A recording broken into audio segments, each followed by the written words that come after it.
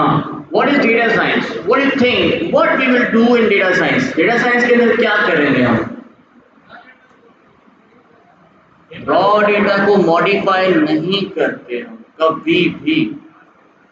You remember one thing, whenever you are talking about data, you are not here to modify the data because actual data is your asset. जो आपका raw data है ना वो आपका asset है, आपने उसको चेंज कर दिया, आपका सारा काम खत्म। ये डेटा साइंटिस्ट हम रॉ डेटा को चेंज नहीं करते, मॉडिफाई नहीं करते। ऑर्गेनाइज कर सकते हैं, बिल्कुल ऑर्गेनाइज करेंगे, बिल्कुल वेरी गुड। पर ऑर्गेनाइज तो हुआ ही होगा ना वो।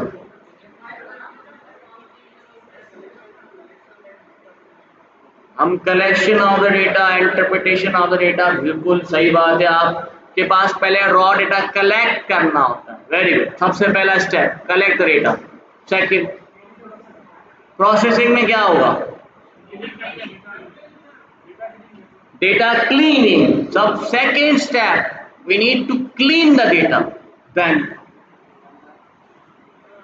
organization of data, we need to organize our data. Then basically we are manipulating our data.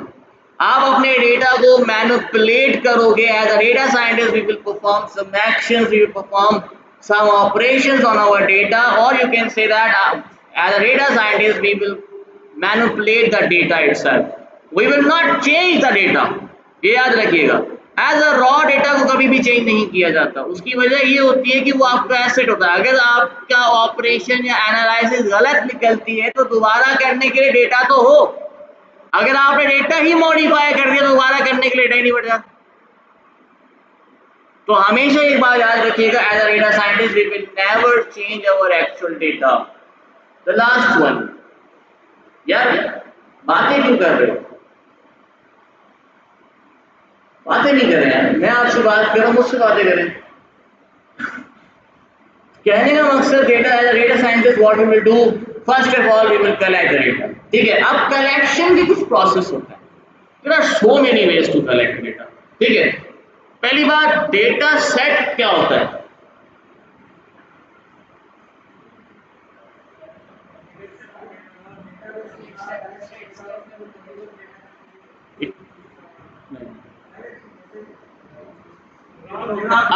Raw data भी कह सकते हैं, a collection of data in a single file, that is a data set. आपके पास एक data set है जिसके अंदर एक कलेक्शन ऑफ डेटा अवेलेबल है। अब ये डेटा सेट या तो ऑर्गेनाइज होगा या तो ऑर्गेनाइज करना पड़ेगा। ठीक है, अगर ऑर्गेनाइज है वेरी गुड, नहीं है तो हम उसको ऑर्गेनाइज करेंगे बाद में। For before doing organization we need to collect data. अब दो तरह के डेटा सेट्स होते हैं, एक प्राइमरी एक सेकेंडरी।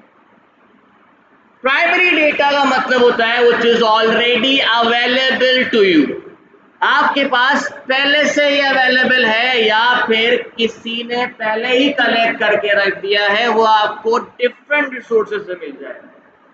जैसे कि केगल, आप kaggle.com पे जाएंगे, वहां पर pre collected primary data sets available हैं, पहले से ही कलेक्ट हुए हुए, आप जैसे मेरे जैसे रिसर्चर्स ने कलेक्ट किए हुए हैं, सारी मेहनत उन्होंने की हुई है। ऑर्गेनाइज भी हो सकते हैं, अनऑर्गेनाइज भी हो सकते हैं, पर बेसिकली वो पहले से ही अवेलेबल हैं, तो उसे हमें सिर्फ ढूंढना होता है।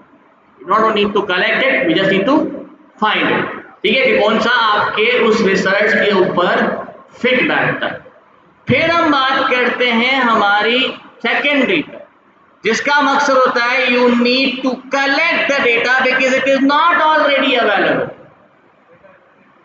ठीक है, अब उसके तरीके अलग अलग हैं डेटा को कलेक्ट करने के। डेटा को कलेक्ट करने के जो तरीके होते हैं, जिसमें से एक मोस्ट कॉमन वे इज सर्वे। आपने हर जगह, अगर आप अभी भी अपनी ईमेल ओपन करोगे तो मैं गारंटी दे सकता हूं कि एक ना एक सर्वे आपके पास वहां पे आया हुआ होगा, जो आपने भले फिल ना किया हो, लेकिन you will find a survey there. Go in your Google, मतलब जीमेल पे जाइएगा, वहां पे लिखे सर्वे, एक तो जरूर मिलेगा। नहीं भी मिलता तो जो आपके पास एड्स आ रहे होते हैं उसमें कोई ना कोई सर्वे आ रहा होता है। Right, this is the best way to collect data. क्यों? उसकी एक वजह होती है। एक तो ये ऑथेंटिक डेटा होता है। क्यों डेटा ऑथेंटिक होता है? क्योंकि जो इसको फिल कर रहा है वो एक एक्चुअल एंटिटी है। एंटिटी का मकसद आप लोगों को पता होगा शायद। एंटिटी का मतलब अगर आप कलेक्शन ऑफ डेटा की बात करते हो, या यहाँ पे आप जितने भी हम यहाँ पे स्टूडेंट्स बैठे हुए हैं, हर स्टूडेंट जो एक सिंगल स्टूडेंट है वो इटसेल्फ इज वन एंटिटी, ठीक है। और अगर आप डेटा सेट में बात करोगे तो single row is called as a single entity, ठीक है। जो आपका एक रो होगी वो आपकी एक एंटिटी कहलाती है। अब एक एंटिटी, हर एंटिटी वो इटसेल्फ ऑथेंटिकली उसको प्रूव कर रहा है, फिल कर रहा है, तो वो एक ऑथेंटिक डेटा होता है। लेकिन दूसरा तरीका होता है डेटा को स्क्रैप करना। डेटा स्क्रैपिंग आप अलग अलग रिसोर्सेज से कर सकते हो। You can find your data on different websites. आप उसको अलग अलग वेबसाइट से फाइंड कर सकते हो। फॉर एग्जाम्पल अगर मैं आपसे कहूँ go and find the data of tomorrow's flight, आप कहाँ जाओगे? जो आपके फ्लाइट की वेबसाइट है वहां पर जाओगे, वहां पे आप जाके सर्च करोगे। अब वहां से डेटा को सर्च करना अलग बात होती है, डेटा को कलेक्ट करना अलग बात होती है। आप एक एक फ्लाइट के नहीं निकाल सकते। वर्ल्ड वाइड कितनी फ्लाइट चलती होंगी? आप खाली दुबई की ट्रैफिक, लाइव एयर ट्रैफिक देख लो, गूगल पे बहुत सारी वेबसाइट्स हैं, आप वो ओपन कर लें। दुबई एयरपोर्ट की लाइव जो है ना, आप क्या कहते हैं, एयर ट्रैफिक चेक करें, आप लोग पागल हो जाएंगे, इतनी खाली दुबई जा रही है फ्लाइट्स। अब आप सोचें कि वर्ल्ड में कितनी फ्लाइट चल रही होंगी कल। अब ये डेटा अगर आप single handedly one by one collect करते हो, it will take so much time, बहुत टाइम लेगा, हद से ज़्यादा टाइम लेता है। ऐसा ही है, जाहिर सी बात। अब इसको ऑटोमेट करने के लिए हमारे पास होता है डेटा स्क्रैपिंग। डेटा स्क्रैपिंग में हमारे पास बहुत सारे मॉड्यूल्स हैं। यहाँ हम डेटा स्क्रैपिंग परफॉर्म नहीं करेंगे। अगर ज़रूरत पड़ी तो मैं कोशिश करूँगा आप लोगों को करवा दूँ, और उसका मतलब ये है कि वो फिर वो थोड़ा सा कोर्स किसी दूसरी डायरेक्शन में जा सकता है, तो उसको हम देखेंगे बाद में, जब हम डेटा साइंस पे आ जाएंगे या फिर डेटा साइंस कंप्लीट हो जाएगा, मशीन लर्निंग पे जब हम अपना खुद का डेटा ढूंढ रहे होंगे। तो अभी क्या बताऊँ? तो पहले क्या बताया भाई? तीन चीजें बताई ना आपको। दो तरह का डेटा सेट होता है। डेटा सेट दो तरह का होता है, और आपको जो सेकेंडरी है उसकी दो चीजें बताई मैंने आपको। प्राइमरी तो आपके पास ऑलरेडी अवेलेबल है गूगल पे, उसको कलेक्ट क्यों करना है, तो ढूंढना है। जो आपका सेकेंडरी जो आपको कलेक्ट करना है उसमें दो चीजें हैं, या तो स्क्रैप करोगे या तो फिर सर्वे बनाओगे। जो सर्वे वाला है वो ऑथेंटिक वे है, क्योंकि उसके अंदर जो एंटिटी है वो रियल एंटिटी है। जो स्क्रैपिंग है वो रियल एंटिटी नहीं है, वो आपको वहां पर अवेलेबल तो है, आप गारंटी नहीं दे सकते। हाँ, वो कह रहा है कि ये सही है, आप कह सकते हो ऑथेंटिक डेटा है, उन्होंने सही कलेक्ट किया हुआ है, बहुत अच्छा डेटा है, बोल सकते हो, लेकिन वो आपके लिए ऑथेंटिक नहीं है। तो इसलिए वो हम उसको नॉर्मली स्क्रैपिंग का नाम देते हैं कि डेटा स्क्रैप किया। अब स्क्रैपिंग में हमारे पास बहुत सारे मॉड्यूल्स होते हैं। स्क्रैपिफाई होता है, ब्यूटीफुल सूप होता है, और सेलेनियम वेब ड्राइवर होता है। आपको अगर सेल्फ स्टडी करनी है तो आप कर सकते हो, ठीक है। सेलेनियम के थ्रू आप ऑटोमेशन कर सकते हो। ब्यूटीफुल सूप के जरिए आप कंप्लीट पूरा एचटीएमएल स्ट्रक्चर इंपोर्ट कर सकते हो। ब्यूटीफुल सूप के जरिए आप इवन कन्वर्ट कर सकते हो आपके एचटीएमएल टेबल को डायरेक्टली टू योर एक्सेल का टेबल कन्वर्ट भी कर सकते हो, ठीक है। तो अगर आप यूज करना चाहो यूज कर सकते हो। तो डेटा कलेक्ट हुआ है, आगे तो बहुत बड़ी फील्ड है डेटा साइंस। डेटा कलेक्ट करने, देखो हम इधर कोर्स के अंदर हमारे पास टाइम कम है, ठीक है। तो यहाँ पर आप नॉर्मली प्राइमरी डेटा को यूज कर रहे होंगे जो पहले से कलेक्ट हुआ है। अगर आप अपनी रिसर्च के लिए करना चाहते हो, सर्वे बनाओ। और यार वही तो बता रहा हूँ आपको कि जो आपसे पहले वाले जो स्टूडेंट्स हैं, जो आपसे एडवांस स्टूडेंट्स हैं, वो लोग सर्वे कर रहे हैं भाई, वो सर्विस परफॉर्म कर रहे हैं, तो आपको भी सर्विस परफॉर्म करो। और अगर आप स्क्रैपिंग की बात करते हो तो स्क्रैपिंग में करवाऊंगा, थोड़ी बहुत करवाऊंगा, लेकिन टाइम के हिसाब से लगाएंगे। कि नॉर्मली हमारे पास डेटा अवेलेबल है तो मैं डायरेक्टली उस पर ऑपरेशन परफॉर्म करवा के आपको चीज़ें सिखा रहा हूँ। आप जब नंपाई पर आओगे ना, मैं गारंटी कह रहा हूँ, आप अपने बाल नोच ले रहे हैं।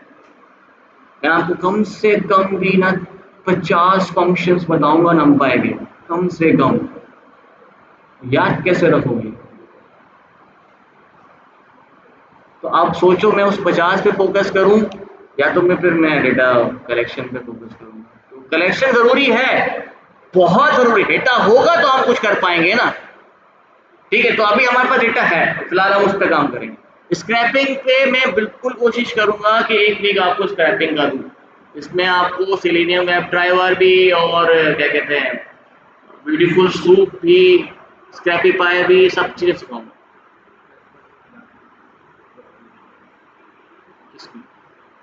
हाँ ठीक है, समझ आ गई। अब आपने डेटा कलेक्ट कर लिया, अब आगे का प्रोसेस हम 10 मिनट बाद बताएंगे। अच्छा, एक चीज मैंने शायद आगे पीछे कर दी।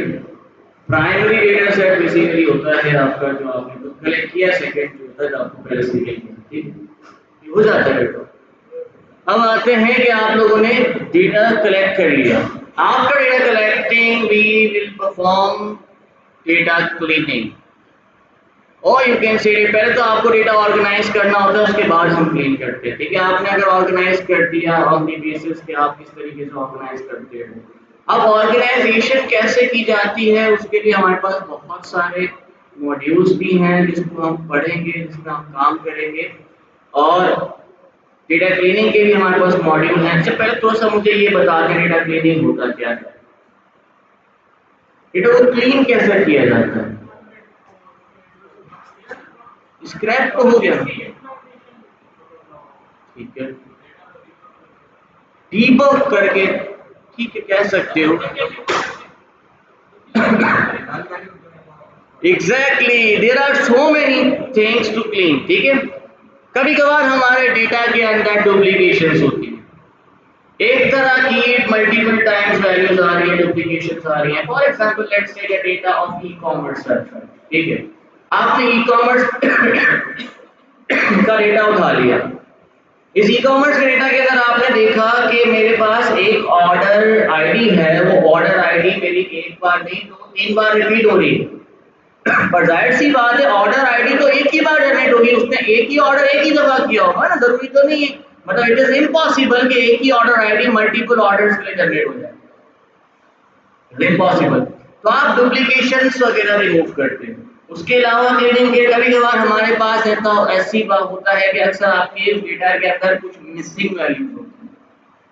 अब इन मिसिंग वैल्यूज को भी हमें आइडेंटिफाई करना होता है और इसे खत्म करना होता है। क्यों?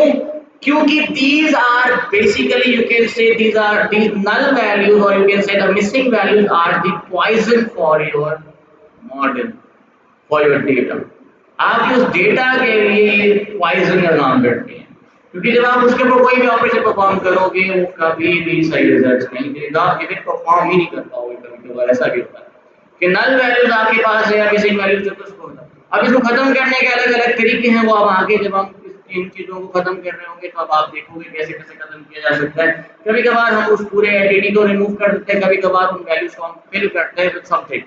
अब वो किससे फिल करते हैं वो हम आगे जब पढ़ेंगे तब आप देखेंगे उस चीज को। आफ्टर क्लीनिंग आप ऑर्गेनाइज कर रहे हो या बिफोर क्लीनिंग आप ऑर्गेनाइज कर रहे हो। ऑर्गेनाइजेशन बेसिकली कैसे की जाती है कि अगर आपके पास ऐसा डेटा है जो ऑर्गेनाइज नहीं हुआ हुआ तो आप उसको ऑर्गेनाइज करोगे। ऑर्गेनाइज कैसे किया जा सकता है, आप सॉर्ट कर सकते हो, आप उसको फाइंड आउट कर सकते हो कि आप उसको कैटेगरीज प्रोवाइड कर सकते हो। अगर आपके पास एक ऐसा चंक में कंप्लीट रॉ डेटा है जो बेसिकली ऑर्गेनाइज नहीं हुआ हुआ तो उसके अलग अलग चंक्स, एक जैसे चंक्स मिलते हुए हैं, उन सबको आप अलग अलग ऑर्गेनाइज कर दोगे, उनको कैटेगरीज प्रोवाइड कर दोगे। तो so many ways are there to organize data. After organization जब आप क्लीनिंग, उसके बाद हम परफॉर्म करते हैं हमारे operations to take some insights from your raw data।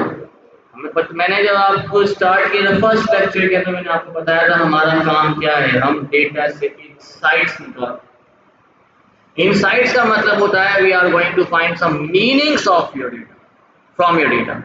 उस डेटा में से कुछ मीनिंग्स बाहर निकालना। अगर मैं आपसे कहूं कि आपकी कंप्लीट क्लास की मैंने एक मतलब टेस्ट हुआ, उस टेस्ट का आपके पास रिजल्ट्स है, मेरे पास एक पूरी फाइल इसके अंदर पूरी क्लास के रिजल्ट्स अवेलेबल, ठीक है, what does it means? Nothing. क्यों? रिजल्ट्स है, ओके, क्या करें इसमें? बट मैंने उस पर कुछ ऑपरेशन परफॉर्म किए, मैंने उसमें से कुछ इंसाइट्स निकाले कि मैंने कहा भाई मेरा 50% बच्चा ए ग्रेड में पास हुआ। मैंने सम इंसाइट्स निकाले कि मेरा 20% स्टूडेंट्स जो हैं वो तकरीबन बी ग्रेड में पास हुए। मैंने इंसाइट्स निकाले कि मेरा जो 10% स्टूडेंट्स थे वो मेरे सी ग्रेड में पास हुए और रिमेनिंग 20 फेल हो गए। तो ये इंसाइट्स लिख दिया, these are the meanings of your data. ऐसे ही है। अब अगर मैं कहता हूँ कि भाई मेरे स्टूडेंट्स में से मैं कह रहा हूँ 50% स्टूडेंट्स मेरे फीमेल्स थे और 50% students are male, this is the meaning. अगर आप इसको भी छोड़ दो, आप कोविड के टाइम पे चले जाओ। कोविड के टाइम पे आपके पास कुछ डेटा आता था जो बेसिकली आप ये कह सकते हो कि हमारे पास एक कंप्लीट डेटा है अबाउट कोविड, मतलब पाकिस्तान में क्या वर्ल्ड वाइड जितने भी कोविड पेशेंट्स हुए हैं उनका पूरा डेटा हमारे पास था। What is the insights from it? उससे इनसाइट्स क्या निकाल सकते हो? उसे निकाल सकते हैं कितने सर्वाइव हुए, ये निकाल सकते हैं कितने सर्वाइव नहीं हुए, क्या परसेंटेज थी सर्वाइवल की, क्या परसेंटेज थी नॉन सर्वाइवल की, क्या परसेंटेज थी फीमेल्स की जिनको ये डिजीज हुई, क्या परसेंटेज थी मेल्स की जिनको ये डिजीज हुई।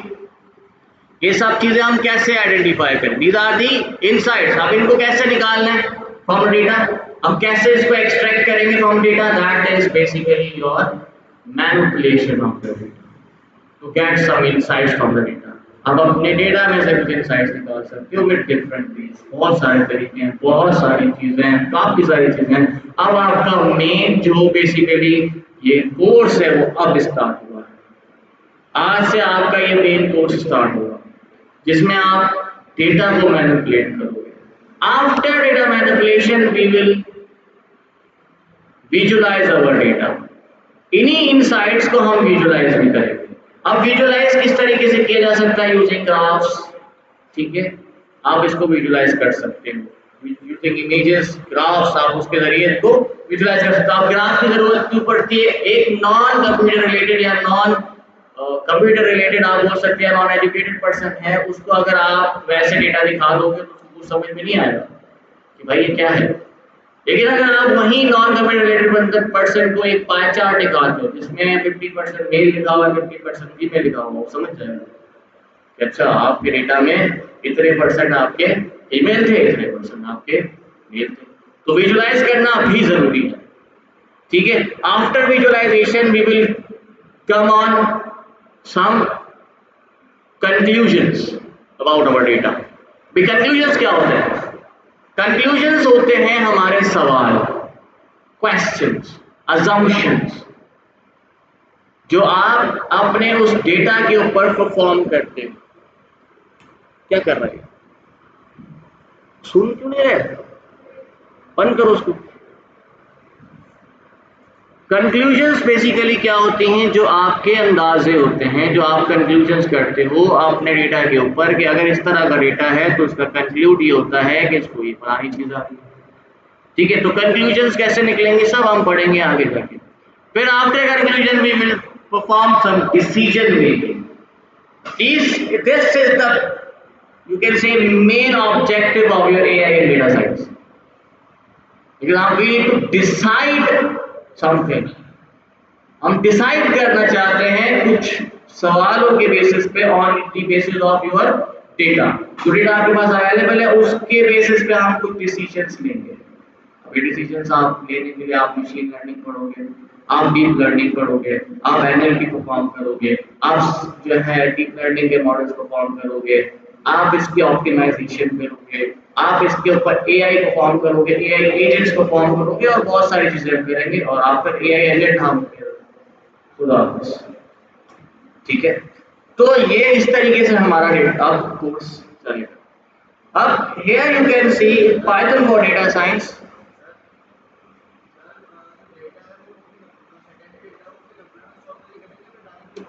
अलग अलग तरीका है, जहां जैसे मर्जी देखो, सारे तरीके सिखाऊंगा। आप स्टोर करके सेव करके करना चाहो ओके, आप ऑनलाइन करना चाहते हो मतलब डायरेक्ट वहां से, मतलब जहां पे भी पड़ा हुआ उसमें से आप उठा रहे हो, यूज कर रहे हो, चला रहे हो, भी ठीक है, कब करेंगे, कोई मसला नहीं है इसमें। पर डेटा सेट सेकेंडरी जो होगा वहां पे पूरा डेटा सेट अवेलेबल होना चाहिए। पाइथन में, पाइथन में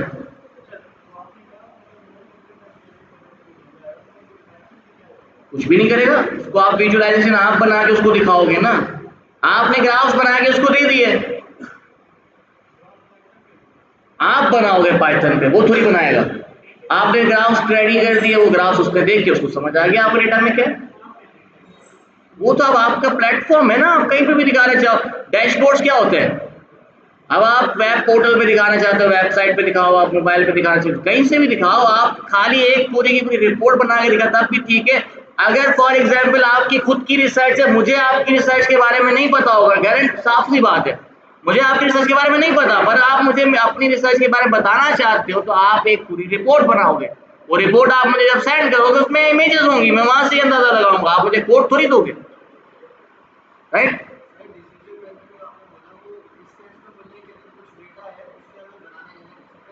डिसीजन मेकिंग का मकसद होता है कि for example we have some data, ठीक है, ऑन दी बेसिस हमने उसको ट्रेन कर दिया, अब डिसीजन लेना है, उसका काम है डिसीजन लेना, मॉडल का काम है डिसीजन लेना। हमने उसको बताया भाई मेरे पास इस तरह का डेटा आया है, बताओ ये क्या है, ठीक है। फॉर एग्जांपल डिजीज की बात करते हैं, अब हम बात करते हैं डिजीज में, अगर फॉर एग्जांपल आपके पास है लंग डिजीज, ठीक है, लंग डिजीज का आपके पास डेटा था, आपने ट्रेन किया, लंग डिजीज के अंदर बताया कि उसमें आपने बताया जिसको लंग डिजीज है, जो स्पेसिफिक लंग डिजीज है जिसके पास, उसमें उसके जो फीचर्स हैं वो भाई फॉर एग्जांपल आपके उसका ब्लड प्रेशर इतना होना चाहिए, उसका ऑक्सीजन लेवल इतना होना चाहिए, आपने सारा पूरा उसके अंदर डेटा अवेलेबल था। अब आपने एक न्यू डेटा उसको दिया जो बेसिकली उस डेटा सेट में नहीं है, आपने एक न्यू डेटा उसको दिया है, मेरा डेटा फॉर एग्जांपल, आपने मेरा पल्स चेक किया, आपने मेरा ब्लड प्रेशर दिया, ये सारी फीचर उसको प्रोवाइड किए, अब वो डिसीजन बताएगा क्या मुझे लंग डिजीज है या नहीं है, तो ये डिसीजन है ना। दूसरा, फॉर एग्जांपल अगर हम थोड़ा सा बिजनेस की तरफ चले जाते हैं, फॉर एग्जांपल अगर आप बात कर रहे हो मैंने अपनी कंपनी में एक न्यू एसकेयू लॉन्च करना, एसकेयू पता है ना क्या है, प्रोडक्ट लॉन्च करना, ठीक है, अब ये मेरा प्रोडक्ट चलेगा कि नहीं चलेगा, कौन बताएगा, डेटा एनालिस्ट तो आप ही तो हो, तो आप ही ने बताना है, कोई डिसीजन मेकिंग में तो आता है, सर्वे नहीं होता। सर्वे करने के बाद भी आप कैसे बताओगे कि वो चलेगा नहीं चलेगा, कौन सी वैल्यू, आप सबसे जाके पूछोगे ये खरीदोगे कि नहीं खरीदोगे, नहीं, ऐसा नहीं होता। मैंने, आप सुन ही नहीं रहे ना, मैंने क्या कहा, डेटा सेट, कितने सेट टाइप बताए, रुक जाओ यार, डेटा सेट के कितने टाइप बताए, दो बताए, पहला था प्राइमरी, दूसरा था सेकेंडरी। सेकेंडरी के अंदर मैंने दो तरीके बताए थे कलेक्ट करने के, और प्राइमरी के अंदर दो तरीके बताए थे कलेक्ट करने के लिए। पहला तरीका क्या था, पहला तरीका ही सर्वे था, तो सवाल ही गलत है, सर्वे करो, करना है, और उस सर्वे के ऊपर ही तो आप डिसीजन लोगे, वो डिसीजन कौन लेगा, सर्वे तो आपने कलेक्ट कर लिया भाई, 200 लोगों का सर्वे कलेक्ट कर लिया, सही है, क्या एक एक का जाकर आप जवाब देखोगे, नहीं। अगर डेटा साइंटिस्ट 200 लोगों का, आपने 2 लाख लोगों का डेटा कलेक्ट कर लिया सर्वे करके, अब क्या करोगे, आप एक एक एंटिटी के रिजल्ट देखोगे जाके, ये तो फिर बेवकूफी। तो इस पे हमें डिसीजन मेकिंग करनी है, तो इस पे डिसीजन मेकिंग कैसे करें, नहीं बाबा, डिसीजन मेकिंग के लिए आपके पास मशीन लर्निंग है, डीप लर्निंग है, एआई हैं, आप पता नहीं क्या क्या करेंगे, जब हम वहां जाएंगे तब देखेंगे, मैंने आपसे पूछा नहीं, मैं बता रहा हूँ क्या करेंगे। अरे बाद में जब एमएल पे आएंगे तब बताऊंगा, एमएल है क्यों नहीं है, मशीन लर्निंग ही तो डिसीजन मेकिंग के लिए काम आएगी, इसमें है भाई, इसमें मशीन लर्निंग भी, डेटा साइंस एंड एआई है, डेटा साइंस का ही तो टॉपिक है मशीन लर्निंग, ये समझ आया। अब आते थोड़ा सा next, this is the structure, here you can see how we will plot something, ठीक है। सबसे पहले है भाई इंट्रोडक्शन आप लोगों ने कर लिया, फिर हम देखेंगे numpy, मतलब एक मॉड्यूल है जिसका नाम है numpy। व्हाट इज numpy, क्या करूं, चल तो रहा है, numpy एक लाइब्रेरी है, मॉड्यूल है जो किस काम आती है? This is numerical Python. The full form of NumPy is numerical Python, which basically performs some numerical operations on your data. आपके डेटा के ऊपर सब न्यूमेरिकल ऑपरेशन परफॉर्म करते हैं, मैथमेटिकल ऑपरेशंस भी आप कह सकते हो। उसके बाद हमने एक लाइब्रेरी देखनी है पांडास, इसमें आगे पीछे है लेकिन हम पांडास देखेंगे पहले। पांडास बेसिकली आपके डेटा सेट को या डेटा को मैनिपुलेट करने के लिए यूज किया जाता है, ठीक है। फिर हमारे पास एक और लाइब्रेरी है Matplotlib. This is for the plotting और you can say for the graphs and visualisation of your data. One by one सारे करेंगे, ठीक है। सबसे पहले हम बात करते हैं नमपाई के ऊपर कि भाई नमपाई कैसे काम करता है। What is NumPy, how we can perform, how we can install, how we can use NumPy. Before using, you need to download NumPy itself. अच्छा, डाउनलोड करने का मकसद होता है, क्यों कर रहे हैं? क्योंकि ये हमारी एक थर्ड पार्टी लाइब्रेरी है जो आपके पास प्री बिल्ट नहीं मिलेगी। जो लोग कोलैब पे काम कर रहे हैं मैं उनसे मुखातिब नहीं हो रहा, जो कोलैब पे चला रहे हैं उनसे मैं बात नहीं कर रहा क्योंकि उनके पास पहले से इंस्टॉल है। जो एनाकोंडा यूज कर रहे हैं मैं उनसे भी बात नहीं कर रहा क्योंकि उनके पास भी पहले से इंस्टॉल होती है। अब आता हूँ जिन्होंने सिर्फ जुपिटर इंस्टॉल किया, आपके पास NumPy पहले से ही डाउनलोडेड या इंस्टॉल्ड नहीं होगी। To install NumPy you will perform the same operation जो आपने कल जुपिटर इंस्टॉल करने के लिए किया, ठीक है। अब या तो आप CMD से करो जाके, अगर CMD से नहीं करना है तो आप सिंपली क्या कर सकते हो, अपने जुपिटर नोटबुक पे आ जाओ या आपकी जो भी पाइथन नोटबुक है वहां पर आए and just write pip install NumPy and press enter, ठीक है। इंस्टॉल कर लें, अभी कर लें, इनके लैपटॉप ऑन।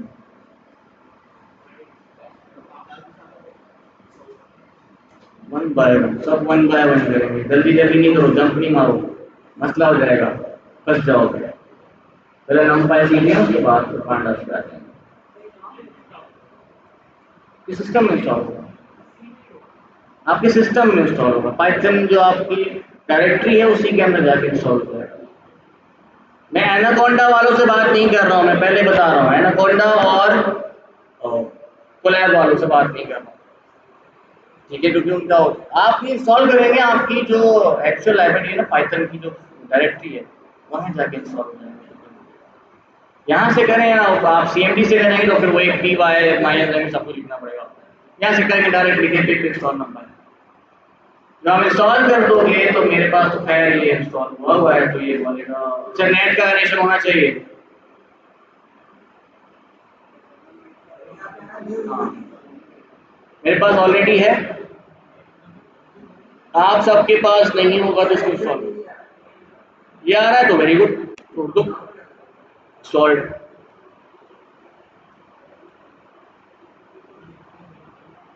हो गया ना, सही है, हो गया।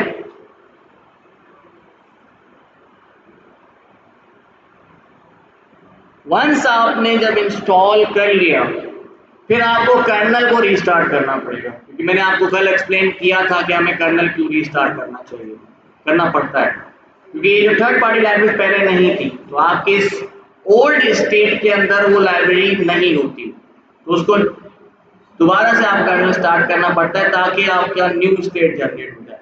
कर्नल रीस्टार्ट करने का तरीका भी मैंने आपको बताया था, लेकिन फिर भी अगर याद नहीं तो आप कर्नल में जाएं एंड रीस्टार्ट द कर्नल दबाएं, सिंपल, ठीक है ना। सही स्टार्ट कर लिया। After the kernel restarting now you need to import your NumPy library in your file. Download करने के बाद इंस्टॉल कर लिया, अब आपने इंपोर्ट करनी है अपनी फाइल के अंदर। इंपोर्ट करने के लिए आपके पास एक कमांड है जिसको हम कहते हैं इंपोर्ट NumPy एज NP। अच्छा, आप ये एज क्या कर रहा है पता है किसी को? पहले बताया था मैंने, एक अलायस दे देता है, एक निकनेम आप कह सकते हो। अगर आप ये नहीं प्रोवाइड करोगे तो आपको कोई भी इसका फंक्शन यूज करना है पूरा NumPy लिखना पड़ेगा। इससे बेहतर है हम NP कर देते हैं तो हमें सिर्फ NP लिखना पड़ेगा। हाँ ठीक है, इंपोर्ट कर लें आप इसको। वंस यू हैव इंपोर्टेड, अब इस सेल को आप एग्जीक्यूट कर दें। अच्छा एक चीज याद रखा करें, जब भी आप इंपोर्ट करा करें तो कोई भी चीज इंपोर्ट करें, कोई भी फाइल इंपोर्ट करनी है, कोई भी मॉड्यूल इंपोर्ट करना है, तो कोशिश किया करें उसका सेल ही अलग रखो जिसमें सारे इंपोर्ट्स हुए हैं, ठीक है। जब आप नेक्स्ट टाइम फाइल ओपन करते हो तो आपको प्रॉब्लम ना हो, सिर्फ उसी सेल को एग्जीक्यूट कर दो तो वापस इंपोर्ट हो जाएंगे।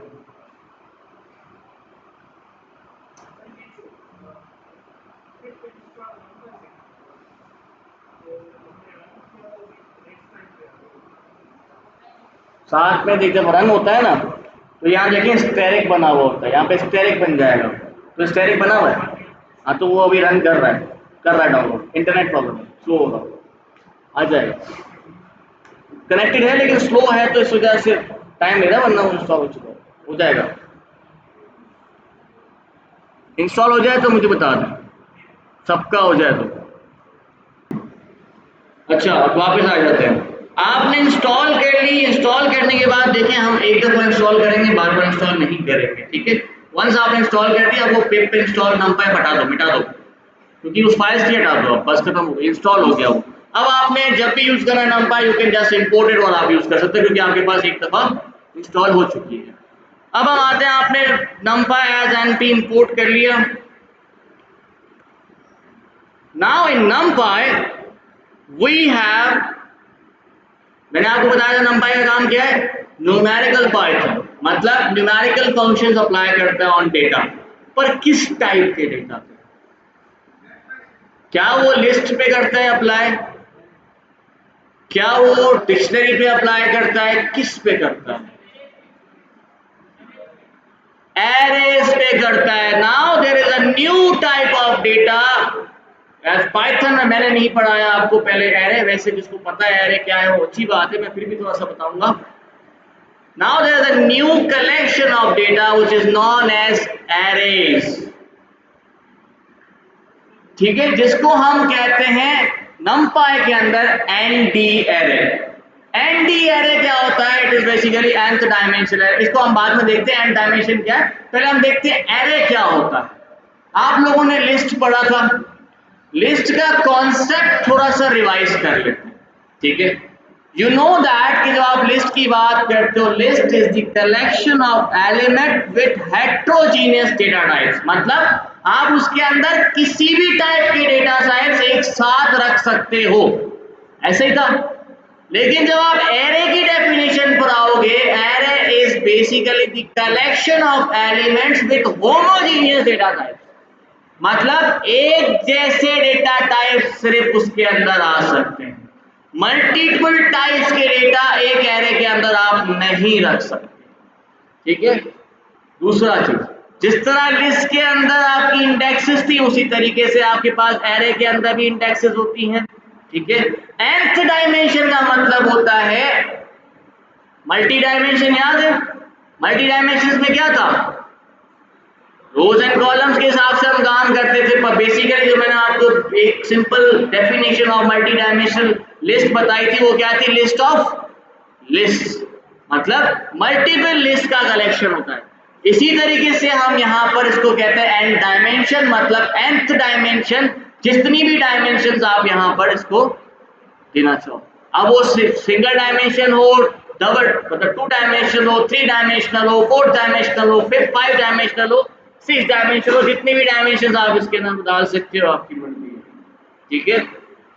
बाकी सारा कॉन्सेप्ट वही होगा लिस्ट वाला, सिर्फ एक चीज का याद रखिएगा, यहाँ पर आप एरे के अंदर मल्टीपल डेटा टाइप एक साथ नहीं रख सकते, this is homogeneous data type, यहाँ पर आपने सिंगल टाइप का डेटा पुट करना है एरे के अंदर।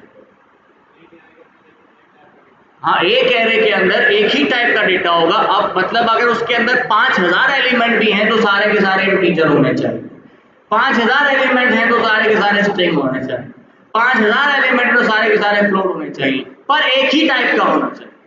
मल्टीपल टाइप्स एक साथ नहीं रख सकते आप एक लिस्ट के, that is why it is homogeneous data type, ठीक है। Now to create an ND array, or you can say an array in in Python, you can use numpy. ठीक है, numpy आप यूज कर सकते हो array बनाने के लिए, बाकी और दूसरी लैंग्वेज दूसरे कोई मॉड्यूल नहीं है array बनाने के लिए। तो numpy से आप array सबसे पहले बिल्ड करोगे अपने डेटा।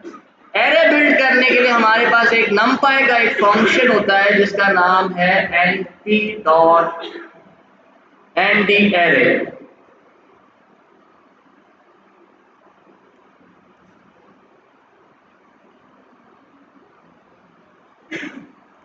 ठीक है, अब ये एनडी एरे बेसिकली बताता है कि आपको क्या चीज चाहिए, मतलब किस तरह के, मतलब यहाँ पर अगर आप डेटा प्रोवाइड करोगे ये उसको ऑटोमेटिकली एक एरे में क्रिएट कर देगा।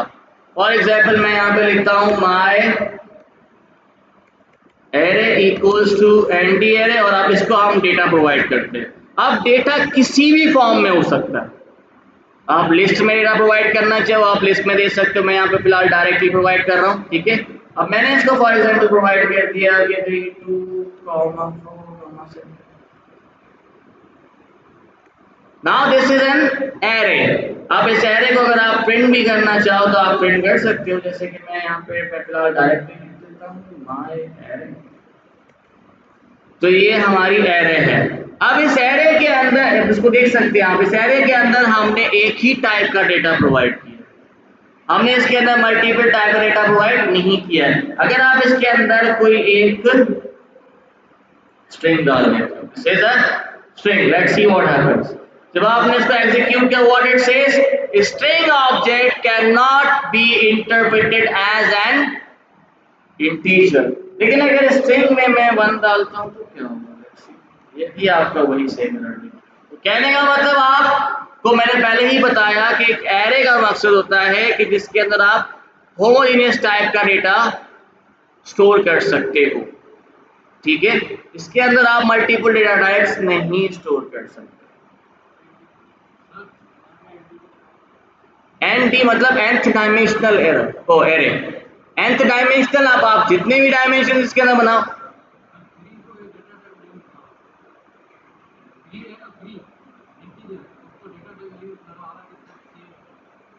समझा नहीं? हाँ, क्यों नहीं उठा रहा?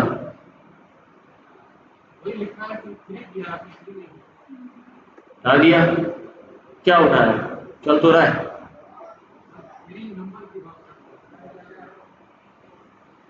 क्या क्या क्या यार, अगर सेम होता ना पहली बार, एंटी हटा दो बस,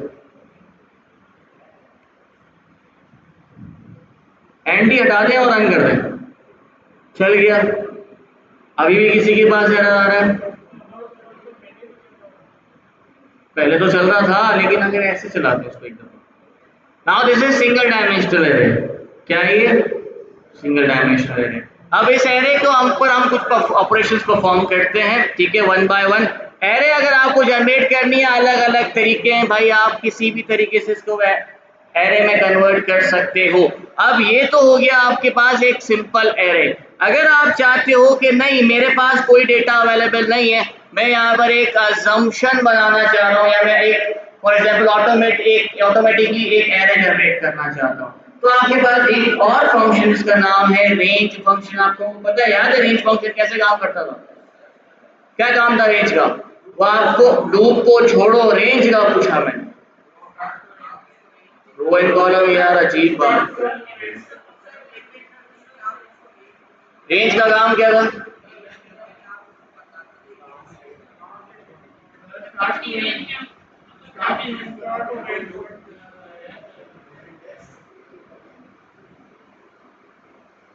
रेंज का काम था 1 बाय 1 एक एक एलिमेंट आपको प्रोवाइड करना, जो आपने उसको रेंज बताई है उसके दरमियान।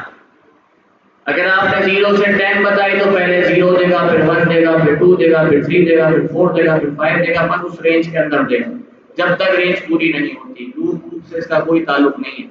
लूप में इस्तेमाल करते हो लूप को चलाने के लिए, तो लूप को इसकी जरूरत है, इसको लूप की जरूरत नहीं थी, ठीक है।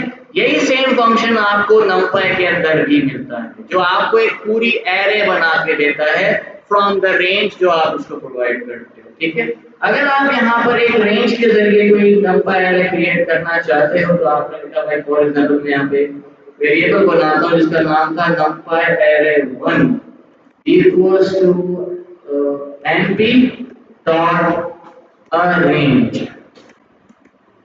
अरेंज का मकसद, अरेंज बेसिकली आप ये नहीं पूछिएगा मुझे सर इसका नाम अरेंज क्यों है, नाम है, ठीक है, ये रेंज है, एरे रेंज कह रहा है, एरे की रेंज, अरेंज मतलब एरे की रेंज। अरेंज आपने इसको यहाँ पे प्रोवाइड किया, अब इसके अंदर आप बेसिकली इसको रेंजेस प्रोवाइड करते हैं, जैसे कि मैंने इसको कहा कि भाई 1 से लेकर 10 तक। तो बेसिकली जब आप इसको रन करोगे तो आप यहाँ पर देख सकते हो इसमें आपको 1 से लेकर 9 तक की रेंज प्रोवाइड कर दी, क्योंकि आपको ये बात याद है कि रेंज फंक्शन के अंदर अपर बाउंड हमेशा -1 पे स्टॉप होता है। जो सर्वकाश वाले शायद उनको थोड़ा बहुत कंफ्यूजन हो रही होगी अपर बाउंड और लोअर बाउंड में। ये जो आपको यहाँ पर रेंज प्रोवाइड की गई है, जो स्टार्टिंग पॉइंट होता है इसको हम कहते हैं लोअर बाउंड, ये जो आपका एंडिंग पॉइंट है इसको हम कहते हैं अपर बाउंड। अगर आप लोग थोड़ा सा भी मैथमेटिक्स से थोड़ा सा आपका अगर ताल्लुक है उसमें 9th मैट्रिक के अंदर, तो आपको याद होगा ये अपर बाउंड और लोअर बाउंड का कॉन्सेप्ट। इसके अंदर हम हमेशा ये बात करते थे कि जब हम एक पॉइंट से दूसरे पॉइंट की तरफ की बात करते हैं तो आपका जो ये अपर बाउंड है वो हमेशा इंक्लूड नहीं होता, वो एक्सक्लूड कर दिया जाता है अपर बाउंड, और लोअर बाउंड इंक्लूड किया जाता है। तो जब आप यहाँ पर रेंज बताते हैं तो लोअर बाउंड आपका हो गया 1 और अपर बाउंड आपका 10 है, तो अपर बाउंड खुद इंक्लूड नहीं होता, तो अपर बाउंड -1 पे स्टॉप हो जाएगा, जो आपको 1 से लेकर 9 तक इस तरह बना के देंगे। ठीक है, इस तरह हम अलग अलग एरेज बनाएंगे, यहाँ पर बहुत सारे एरेज बनाएंगे, किस तरीके से हम एरेज के ऊपर काम कर सकते हैं। क्या हो गया? नहीं, शॉर्ट थोड़ी हुआ है, शॉर्ट क्या हो गया?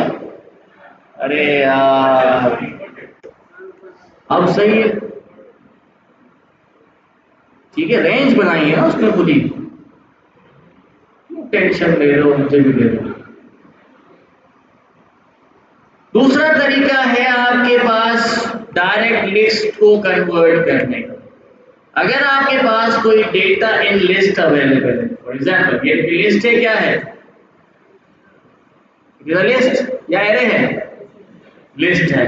इस लिस्ट को अगर आपको डायरेक्टली कन्वर्ट करना है तब भी आप कर सकते हो, just you need to provide, for example यदि लिस्ट 1 था, इसी को मैं फिलहाल कन्वर्ट इसी में डाल देता हूं, np डॉट एरे, और इसके अंदर आप अपना ये लिस्ट प्रोवाइड कर दो, ये ऑटोमेटिकली इसको कन्वर्ट कर देगा। अच्छा, इसके अंदर एक और चीज होती है डेटा टाइप। आप लोगों को पता है इसका डेटा टाइप क्या है? इंटीजर है, जितना भी आपके पास एरे है ये इंटीजर एरे है, लेकिन इंटीजर के अंदर भी हमारे पास मल्टीपल ऑप्शंस होते हैं। एक होता है 32 बिट इंटीजर, एक होता है 64 बिट इंटीजर, एक होता है 8 बिट इंटीजर। ठीक है, ये 8 बिट 32 बिट 64 बिट बेसिकली ये साइजेस कहलाता है।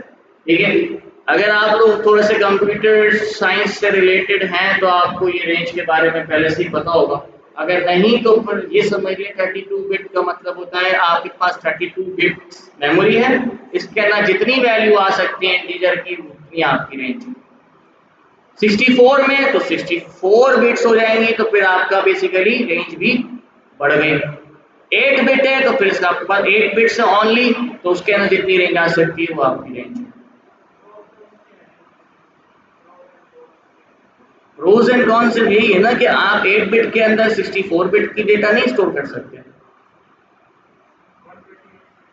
128 बिट नहीं होता, 64 बिट बहुत बड़ी रेंज है, बहुत बड़ी रेंज है। ठीक है, आपके पास 1 बिट इक्वल्स, फॉर एग्जांपल अगर आप 64 बिट्स की बात करते हो ना, अगर आप क्या करो 64 जीरोस लगा दो। ठीक है, 64 जीरोस लगाया आपने, जो फर्स्ट जीरो होगा उसकी रेंज होगी 1, सेकंड वाले की 2, थर्ड वाले की 4, फिफ्थ वाले की 8, 16, 32, 64, उसके बाद 128, फिर उसके बाद 256, फिर 512, फिर 1024, फिर उसको और मल्टीप्लाई 64 टाइम्स जाना है आपने। अब सोच लें कितनी बड़ी रेंज है, तो 128 की जरूरत नहीं है, आ जाएगा। 32 में 64 का नहीं हो सकता, ऑब्वियसली बात। ठीक है, समझ में आ गया। अब इसमें अगर आपको डेटा टाइप चेंज करना है तो आप डेटा टाइप चेंज कर सकते हो उसमें direct at the time of creation. कैसे चेंज किया, डायरेक्ट चेंज करना है, मुझे पूरे डेटा का डेटा टाइप चेंज करना है। आप कैसे करते हैं, अगर आपको अभी नंपाई नहीं आता तो कैसे कन्वर्ट करते, आप 1 बाय 1 लूप चलाते, एक एक डेटा को लेकर आते, उसको एसटीआर में कन्वर्ट करते, फिर वापस एक न्यू लिस्ट के अंदर स्टोर करवाते हैं। आपके पास 5 एलिमेंट्स थे एक लिस्ट में, मेमोरी माइक्रो सेकेंड्स में काम चल, वेरी गुड। 1 लाख डेटा है, चलो सर कोई नहीं, आंख झपकाने का टाइम तो आएगा, कोई मसला नहीं। 50 लाख का डेटा है, 1 करोड़ लोगों का डेटा है, how will you change it by loop? वो तो आपको खा जाएगा। क्या करना चाहिए, हमारे पास नंपाई है ही इसी वजह से। These modules are made for data analysis, data science के लिए बनाए गए जो बिग डेटा पे काम कर रहे हैं। तो यहाँ पर अगर आपको डेटा टाइप चेंज करना है तो आपके पास एक पैरामीटर है इस फंक्शन का जिसका नाम है डी टाइप। इस डी टाइप के थ्रू आप बेसिकली डेटा टाइप चेंज कर सकते हो उसके काफी सारे। फॉर एग्जाम्पल अगर मुझे ये अभी मेरा ये होगा मेरे ख्याल से 60 और 32 बिट के अंदर, मुझे इसको चेंज करना है, मैं करूँगा dtype equals to np dot integer type 8 bit. ये हो जाएगा 8 बिट में कन्वर्ट हो जाएगा, तो ऑटोमेटिकली आपकी ये लिस्ट 1 8 बिट में कन्वर्ट हो गई। आप इसको 64 में करना चाहो 64 में कर, आप इसको फ्लोट में करना चाहो आप इसको फ्लोट में भी कर सकते हैं। फ्लोट 8 में नहीं होता तो आपको लगा दो, वैसे ही फ्लोट में 8 नहीं होता, 64 आएगा।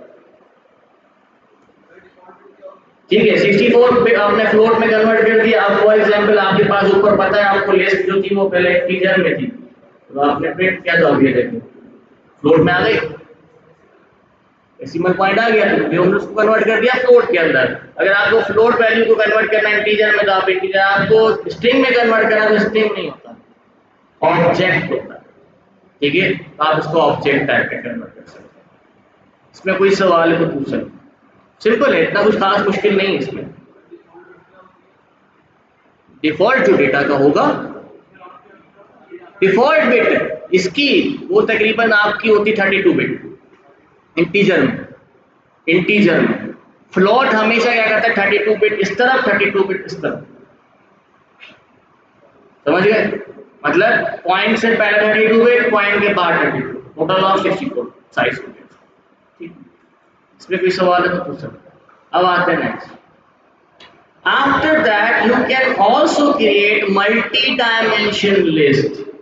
अब मल्टी डायमेंशन लिस्ट भी आप बना सकते हो, आपकी मर्जी, आप लिस्ट के अंदर रखो, आपकी मर्जी डायरेक्टली रखो। मैं फॉर एग्जांपल यहाँ पे बना रहा हूँ my multi dimension list, multi dimension list बोल रहा हूँ, एरे।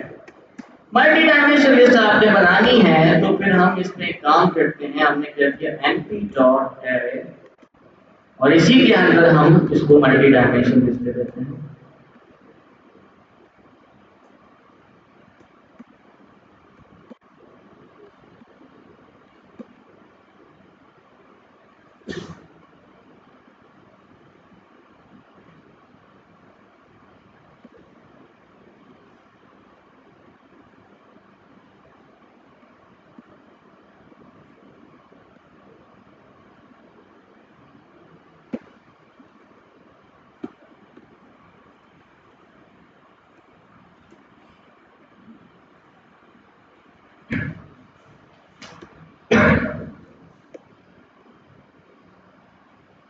मैं फिलहाल इसको सिर्फ 3 बोल रहा हूं, क्या ये चलेगा?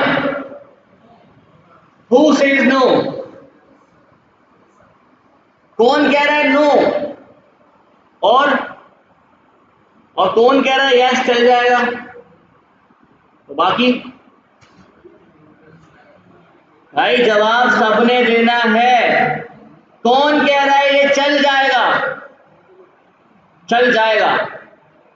कौन कह रहा है ये नहीं चलेगा? क्यों नहीं चलेगा? अलग अलग है, क्यों चलेगा?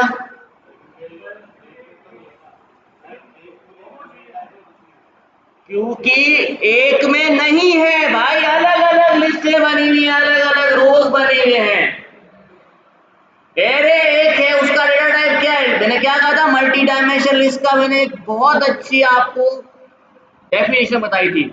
It is the collection of lists. तो डेटा टाइप एरे है इसका, एक कंप्लीट एरे, इसके अंदर एक एरे, दूसरा एरे, तीसरा एरे, सेम तो है, क्या फर्क है? समझ आई?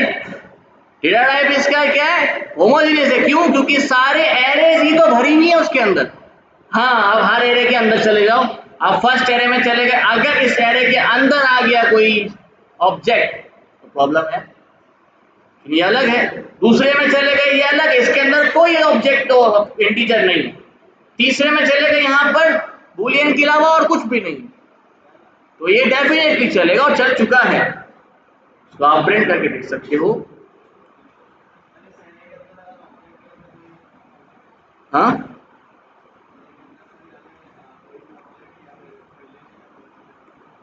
ये देखें जी,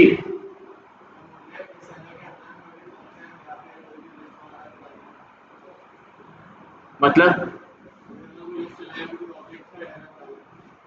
हाँ हाँ, कुछ भी बनाओ, बिल्कुल बनेगा। आगे आगे देखेंगे ना और फंक्शंस के अंदर इसके ऊपर आप पता नहीं क्या क्या परफॉर्म कर सकते हो डायरेक्ट विदाउट यूजिंग लूप्स। अभी तक आपको जो चीज लूप पे करनी पड़ रही थी वो सारी चीजें अब हम खत्म कर देंगे।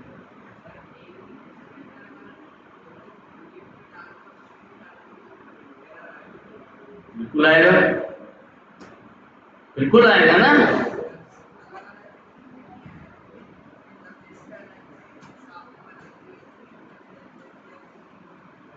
ऐसे नहीं करो, ऐसे समझोगे कंफ्यूज हो जाओगे। सवाल करना है सर मल्टी डायमेंशन लिस्ट क्या होता है? Multi dimension list is the collection of list. एक नहीं है, एक से ज्यादा लिस्ट है, तो वो कलेक्शन किसका है? लिस्ट का। तो उसका डेटा टाइप क्या हुआ? List itself. अगर आप इसको एरे में लेकर आओ तो मल्टी डायमेंशन एरे क्या है? Is a collection of arrays. तो इसका डेटा टाइप क्या है? एरे। आप यहाँ पे डेटा टाइप देख सकते हो, यू करके कुछ 21 लिखा होगा, ऐसा ही है। एरर किस में आ रहा है? क्या एरर आ रहा है?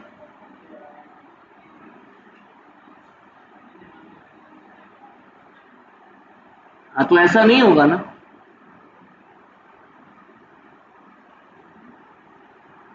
ठीक है, समझ आया मल्टी डायमेंशनल लिस्ट। अच्छा, दूसरी चीज, ये तो आपने लिस्ट बनाना सीखी, एरे बनाना सीखा। एरेज को आप किस तरीके से यूटिलाइज कर सकते हो या इसमें से डेटा कैसे मैं रिट्रीव कर सकता हूं, तो वो सेम तरीका है जैसे आप लिस्ट से रिट्रीव करते थे। फॉर एग्जाम्पल, मुझे जैसे आप लिस्ट से करते थे वैसे ही होगा। फॉर एग्जाम्पल, मुझे ये बी निकालना है, तो इसका इंडेक्स नंबर बताएं।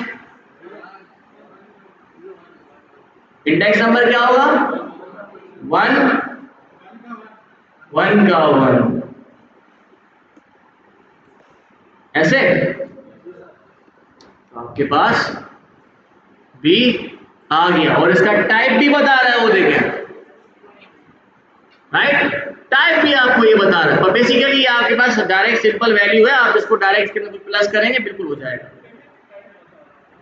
पहले भी बताएगा ना, वो वही तो बता रहा हूँ। एंड नंपाइज का ये तो फायदा है ना, ये आपके डेटा का टाइप भी बताता है, उसकी क्या जरूरत है। हाँ, कोई भी डेटा हो, क्यों जरूरत है इसकी, वो आपको आगे पता चल जाएगा जब हम बार बार टाइप ही ढूंढ रहे होंगे।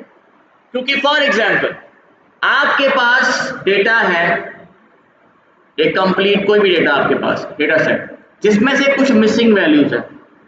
जब मिसिंग वैल्यूज है तो ऑटोमेटिकली आपके उस डेटा का डेटा टाइप क्या बन जाएगा? ऑब्जेक्ट बन जाएगा। क्यों? क्योंकि मिसिंग वैल्यू का मतलब होता है नल, और नल इज नॉट इंटीजर।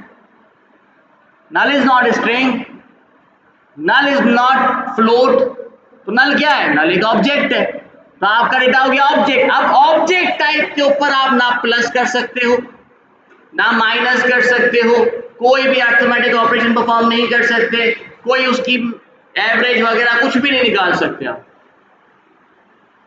तो इस चीज को कन्वर्ट करना है या उस चीज को मिटाना है, वो कैसे करना है वो हम आप आस्ते आस्ते देखेंगे यार। एडवांस के सवाल पहले नहीं करो, मैं फिर निकल जाता हूँ कहीं और। अरे भाई सिंपल ही तो है अल्लाह के बंदे, ये बस हो गया सिंपल। करके तो देखो, ये सिंपल ही है।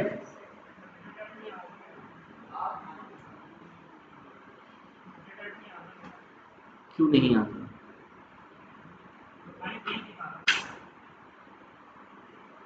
मेरा भी दिखा। तो आप कहाँ पे यूज कर रहे हो उसको?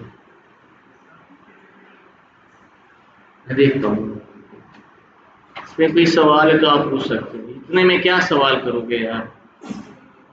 हाँ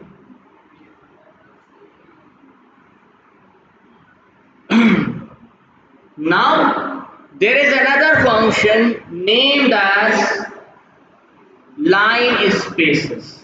पहले हम बात करते हैं ये लाइन स्पेसेस क्या है। ठीक है,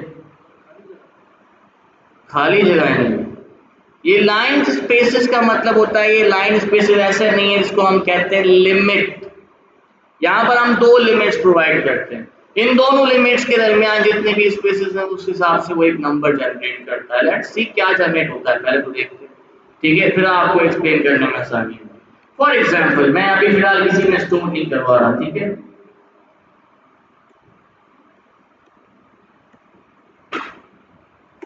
फॉर एग्जाम्पल वही सेम ले लेते हैं 0 से लेकर 5 तक और comma 7। Let's see what is this, क्या हुआ, क्या है ये, can you explain it? Now here you can सी इसने एक लिस्ट जनरेट कर दी है, एक एरे जनरेट की है ऑफ लाइन स्पेस, मतलब लिमिट्स के दरमियान जो आपको यहाँ पे मैंने लिमिट बताई 0 से लेकर 5 के दरमियान 7 नंबर्स इसने क्रिएट कर। अब 0 से 5 के दरमियान 7 नंबर जनरेट हो सकते हैं कैसे? ऐसे पॉइंट में। Very good. अगर फॉर एग्जाम्पल आपको पॉइंट से तकलीफ हो रही है, थोड़ा सा अब और कर लेता हूं मैं इसको इस तरीके से। व्हाट डज इट मीन्स कि हमने 0 से लेकर 1 के दरमियान 10 नंबर्स क्रिएट कर। हियर यू कैन सी एक नंबर आपका हो गया 0.0, दूसरा हो गया 0.1, तीसरा हो गया 0.2, फिर हो गया 0.3, फिर हो गया 0.4, 0.5, 6, 7 and itself 1। Total limit spaces या लाइन स्पेसेस कितने हो गए हमारे पास? 10 स्पेसेस। इस फंक्शन का काम क्या है? आपकी इस दो लिमिट्स के दरमियान कोई भी वैल्यूज को क्रिएट कर सकता है, जितनी भी वैल्यूज आपको चाहिए। इसकी जरूरत पड़ेगी सर? बिल्कुल पड़ेगी। क्या जरूरत पड़ेगी? जब आप अपने डेटा को डिस्ट्रीब्यूशन चेक करवाओगे तब जरूरत पड़ेगी, आगे देखेंगे कैसे काम करना। ठीक है, अभी फिलहाल हम ये देख रहे हैं कौन कौन से फंक्शंस क्या कर सकते हैं, हम पाएंगे कौन कौन से फंक्शंस। ये सारे फंक्शंस आप लोगों ने प्रैक्टिस लाजमी करने हैं, चलाकर देखें, आप अपने हिसाब से कोई भी टास्क अपने लिए रेडी करें, उसके ऊपर इसको यूज करके देखें, तभी समझ में आएंगे, याद में आएंगे। क्योंकि ये सारे आप लोग इतने हैं कि मैं बता दूं 50 से ऊपर फंक्शंस हैं। ठीक है, टास्क तो मैं दूंगा आप लोगों को और वो होगा भी इसी तरीके का रियल वर्ल्ड एनवायरनमेंट के साथ। अब इसमें लाइन स्पेसेस हो गया, नेक्स्ट टॉपिक पे आ जाते हैं। उसके बाद हमारे पास एक और है NP0। NP0 का मतलब क्या होता है? जीरोस मतलब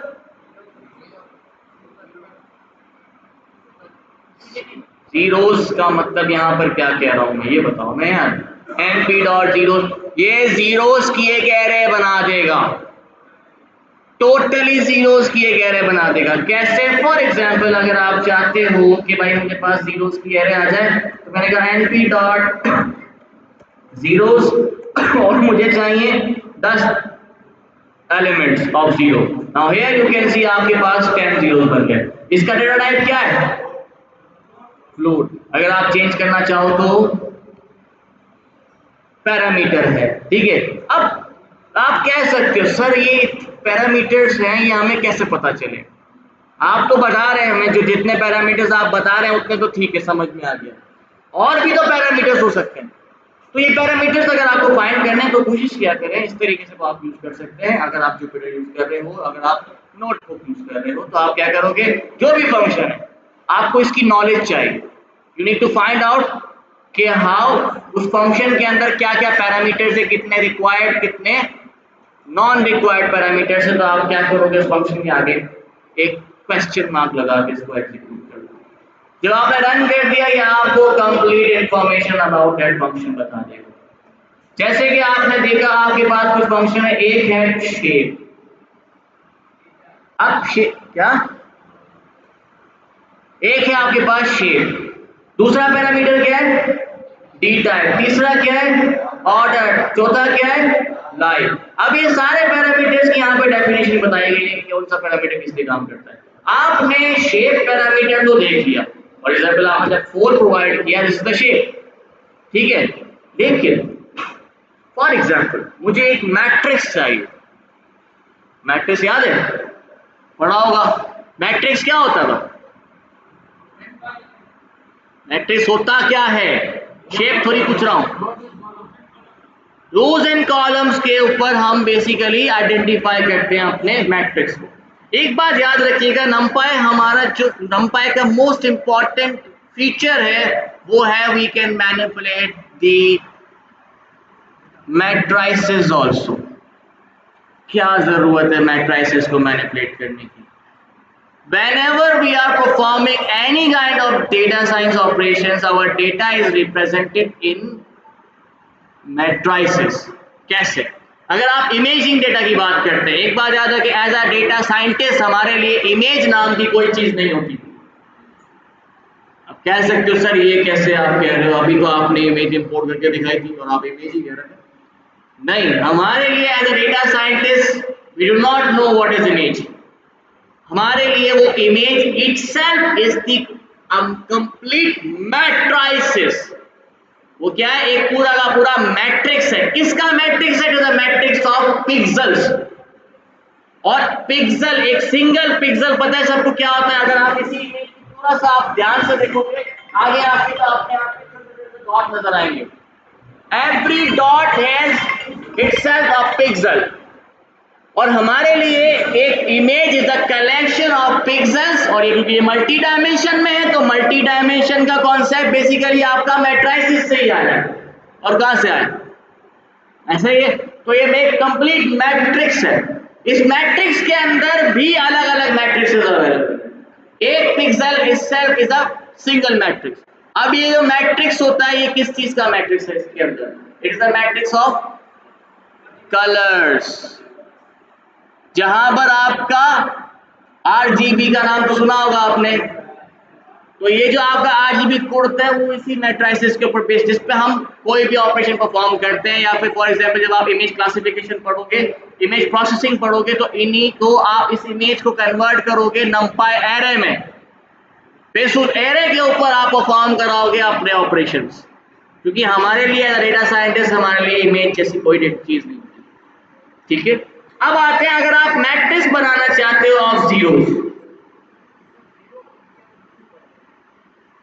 अगर बनाना चाहते हो, नहीं बनाना चाहते मत बना।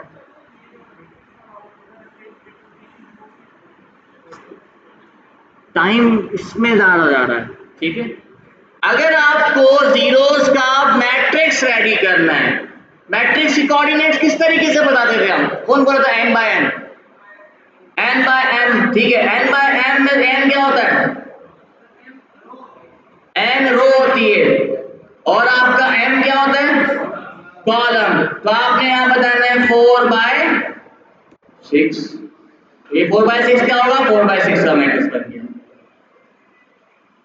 ठीक है। अगर आप चाहते हो कि भाई मुझे 3/3 का बनाना है, तो n क्या होगा और n क्या होगा? तो ये क्या बन गया आपका 3/3 का मैट्रिक्स। यही सेम चीज आप लाइन स्पेसेस के ऊपर भी परफॉर्म कर सकते हो। यही सेम चीज आप यहाँ पर भी परफॉर्म करवा सकते हो, ठीक है, शेप के थ्रू।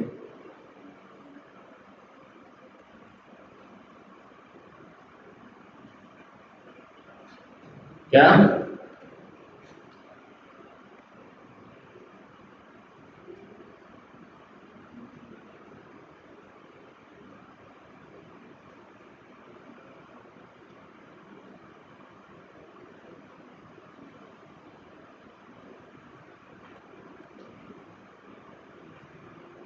जब आप एमडी एरे क्रिएट कर रहे थे तो वहां पर हमारे पास कुछ पैरामीटर्स थे।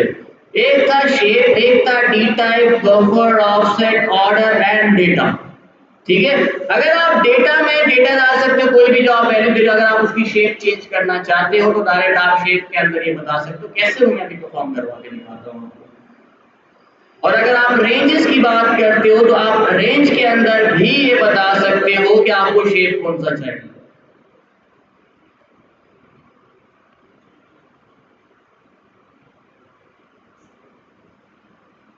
अब ये आपका शेप का बना लेते हैं।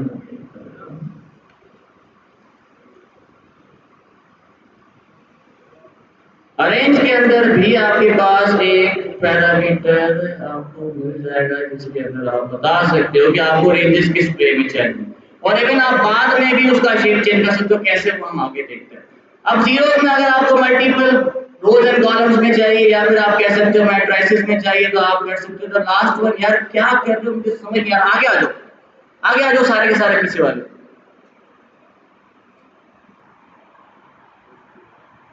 खैर ये समझ में आ गया। जीरोस आप मल्टी डायमेंशनल जीरोस की लिस्ट भी कैसे क्रिएट कर सकते हैं। लाइन स्पेसेस अभी तो इससे भी करवा के दिखा दिए तो आपको समझ आ गया होगा लाइन स्पेसेस का मतलब क्या है। नेक्स्ट टॉपिक हमारे पास है ones. You know very well, जब जीरो आपको समझ में आ गया कि जीरो का मतलब क्या है तो आपको पता होगा वन का मतलब क्या है। We are going to create a list of ones. तो ये भी इसी तरीके से कहा होगा आपने कि भाई एनपी डॉट वंस। तो इसके अंदर आप अपनी रेंज बता, मतलब क्या कहते हैं, एलिमेंट की साइज बता दो कि अगर आपने 5 दिया तो ये टोटल 5 की लिस्ट बना देगा। लेकिन अगर आप इसको मल्टी डायमेंशन बनाना चाहते हैं तो आप इसको एक टपल प्रोवाइड कर दोगे। जैसे कि 5x5 मैंने लिख दिया तो 5x5 का आपके पास एक कंप्लीट मैट्रिक्स बन गया। ठीक है, क्लियर वंस का। इसकी जरूरत क्या है, मैं चलो थोड़ा सा आपको बता देता हूँ। आप लोगों ने मैट्रिसेस का अलजेब्रा पढ़ा है? यूनिटी मैट्रिक्स मतलब ऑल आर वंस। जीरो का मतलब एम्प्टी मैट्रिक्स मतलब ऑल आर जीरोस। ठीक है, आप डायगोनल भी बनाते हो, वो भी बनाते हैं।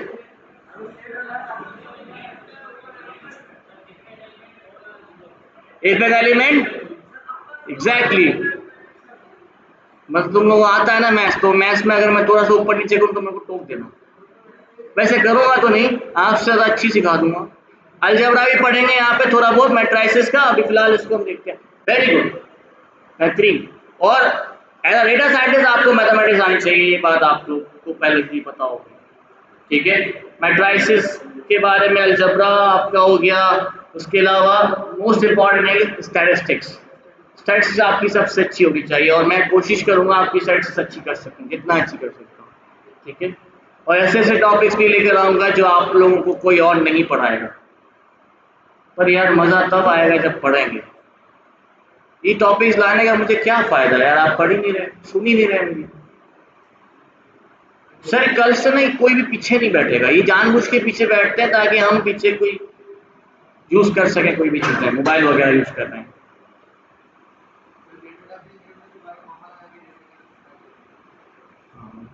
टाइम आपको चेंज करना, वही चेंज करना। और भी तरीके हैं टाइम चेंज करने के, वो सारे तरीके हम देखते हैं। देन वी हैव अ पैर, यू कैन से, आप इसको फंक्शन नहीं कहोगे but it is an argument. ठीक है, अब ये क्या करता है, साइज आर्ग्यूमेंट बेसिकली क्या करता है। फॉर एग्जांपल मैं यहाँ पर एक लिस्ट बनाता हूँ, मैंने इसको बताया कि भाई मुझे my array equals to NP dot array, अपने एरे में रेंज बना लेते हैं ताकि हमारे लिए आसान हो जाए। रेंज ऑफ 1 से लेकर मैंने इसको बोला कि भाई 100 की रेंज बना दे, ठीक है। Now this is my array. Now here we have total 100 99 elements है। कितने एलिमेंट है? 99। आपको कैसे पता?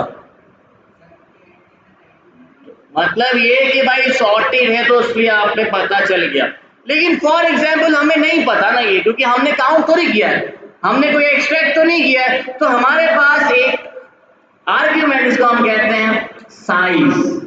What does this size do? For example हम इसको array dot size, let's see what does it से।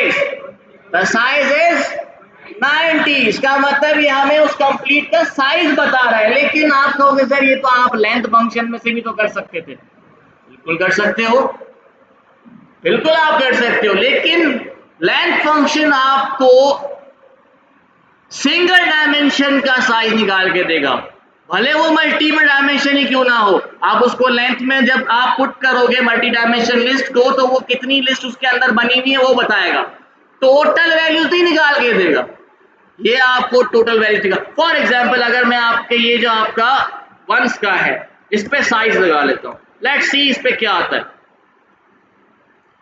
यहां पर आपने जस्ट लिखा 25 एलिमेंट्स। अगर यही सेम चीज मैं लेंथ में डालता तो वो क्या बताता? 5 बताता। क्यों? क्योंकि वो रोज को काउंट कर रहा है। What it says? 5। क्यों? क्योंकि वो रोज को काउंट कर रहा है। जब आपने इसका साइज गेट किया तो इस साइज ने बेसिकली आपको क्या बताया? Complete elements. अब वो कितने ही मल्टी डायमेंशनल में क्यों ना हो, कितनी ही रोज क्यों ना हो, टोटल एलिमेंट हमारे डेटा के अंदर कितना है, number of element, total number of elements कितने हैं। अब फॉर एग्जांपल ये 5 बाय 5 का मतलब होता है टोटल एलिमेंट कितने होंगे? 25, क्योंकि 5 इंटू 5 25। तो अगर आप साइज निकालते हो इसका, तो इसने आपको बताया कि भाई जो साइज है इसका वो 25, ठीक है। तो साइज का काम क्या होता है कि आपकी इस कंप्लीट डेटा की साइज बताता है कि हमारे पास टोटल कितने एलिमेंट्स अवेलेबल है, कितना डेटा है, वो भी निकाल नहीं। मल्टी डायमेंशन साइज नहीं है ये basically it is basically you can say it counts the whole data as a single unit. इस कंप्लीट डेटा को वो as a single unit count करता है, ठीक है, समझ आए। अब ये काउंट कैसे करता है मैं आपको बताता हूँ, क्योंकि मैंने क्या कहा था, ये this is third party application, third party module है। थर्ड पार्टी मॉड्यूल है, आप जैसे मेरे जैसे किसी डेवलपर ने बनाया है तो इसने कुछ तो रखा होगा पीछे लॉजिक। तो आप में से कोई मुझे बता सकता है क्या लॉजिक होगा? नहीं, पहले इस मल्टी डायमेंशन लिस्ट को सिंगल डायमेंशन लिस्ट के अंदर कन्वर्ट किया जाएगा, फिर उस पर लेंथ फंक्शन अप्लाई किया। ये इसके पीछे फंक्शनैलिटी है, लेकिन ये फंक्शनैलिटी आपको परफॉर्म करने की जरूरत नहीं है।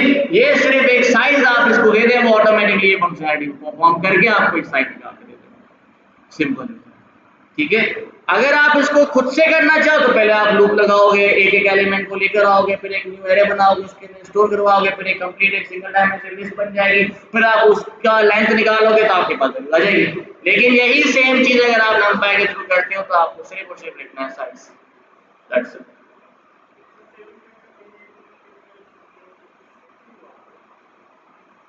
समझा?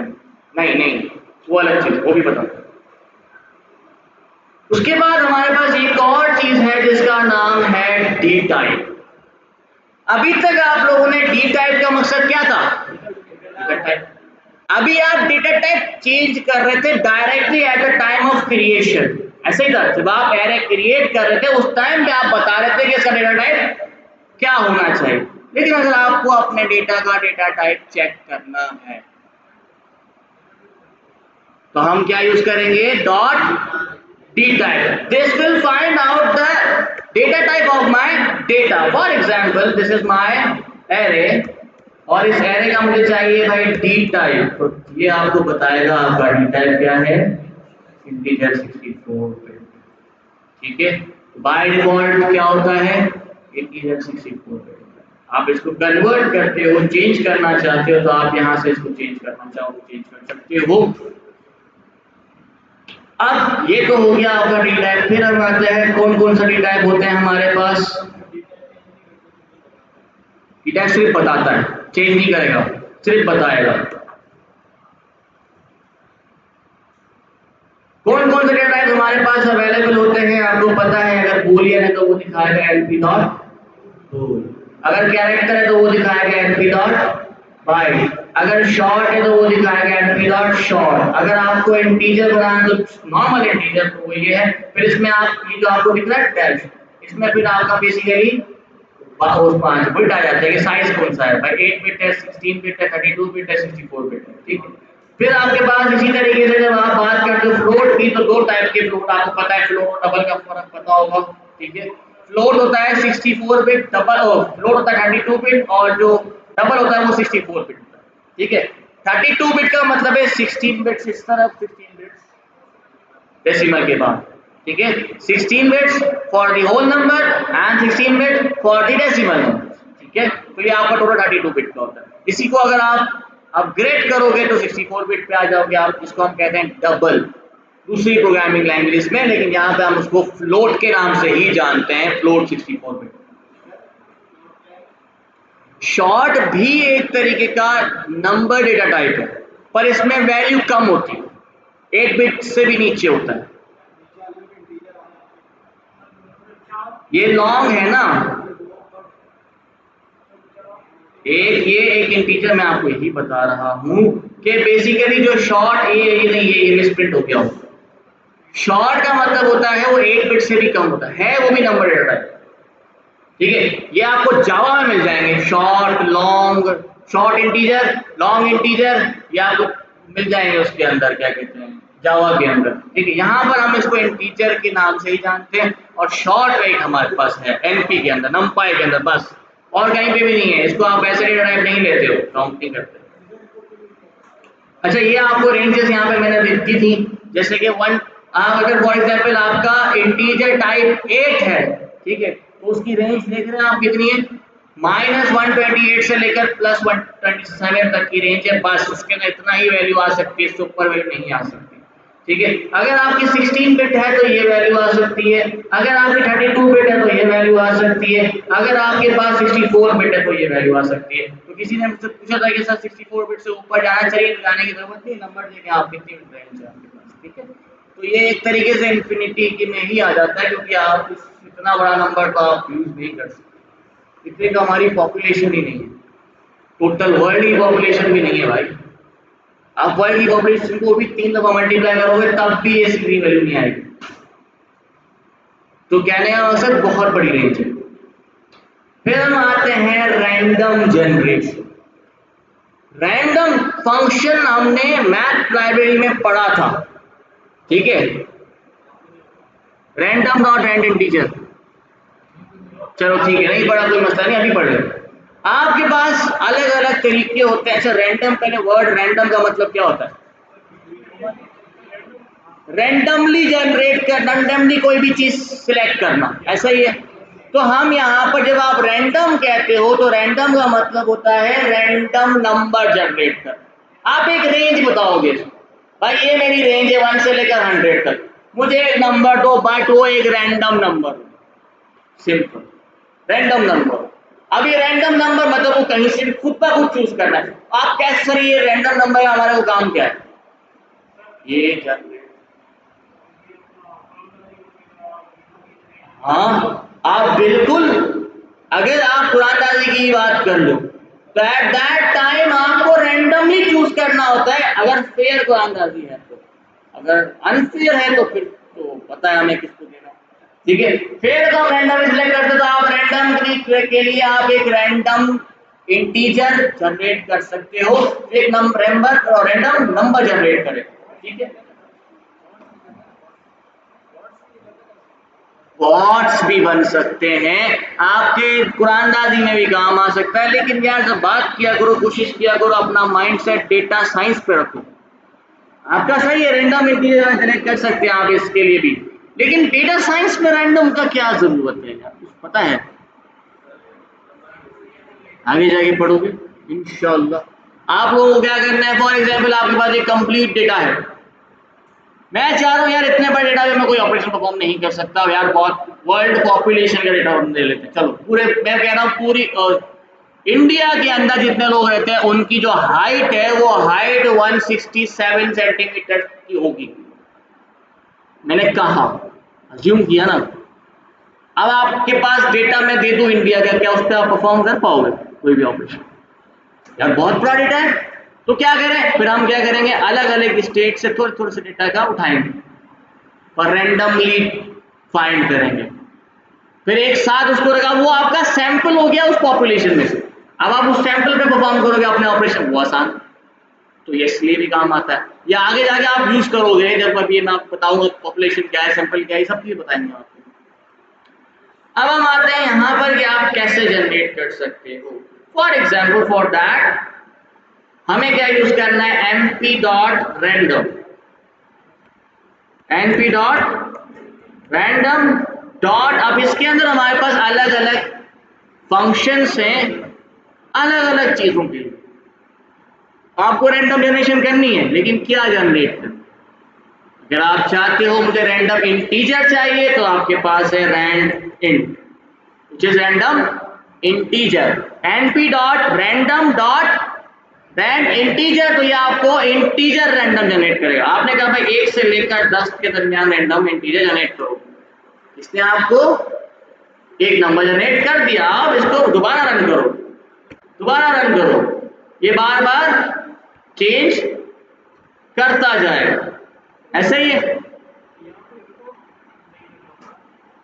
रैंडम को, तो ये numpy का फंक्शन है, ये लिखा है ना np डॉट, numpy में से निकाल रहे हैं ना हम, np.random.rand इंटीजर। इसके अंदर आपने बेसिकली बता दिया इसलिए 10, लेकिन मुझे तो, हम तो एरे पढ़ रहे थे सर, ये तो एक नंबर जनरेट कर रहा है, तो एरे बनाने के लिए क्या करूं, लूप लगाना पड़ेगा। ऐसा ही है, फिर numpy क्यों पढ़ रहे हैं जब लूप यूज करना है? जब आप numpy पढ़ रहे हो तो हम लूप का कॉन्सेप्ट छोड़ दो। लूप का कॉन्सेप्ट हम तब यूज करेंगे जब बहुत ही मतलब जरूरत पड़ गई लूप की।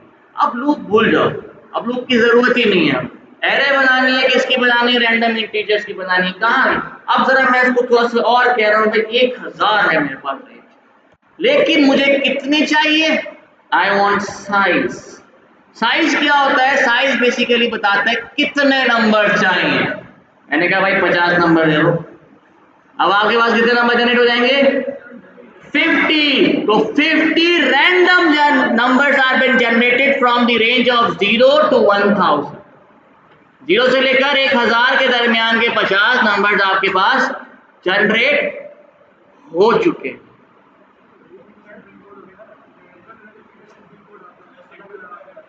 हाँ वही कह रहा हूँ। हाँ ये भी बहुत अच्छा इसने एग्जाम्पल दिया कि सर रैंडम हम क्यों यूज कर सकते हैं, रैंडम इंटीजर। आपके पास पिन कोड आता है या फिर वो क्या कहते हैं उसको, ओटीपी, तो वो ओटीपी रैंडम भी जनरेट होता है, तो आप जनरेट कर सकते हो उसके जरिए। हाँ बार बार नया नया आता रहेगा।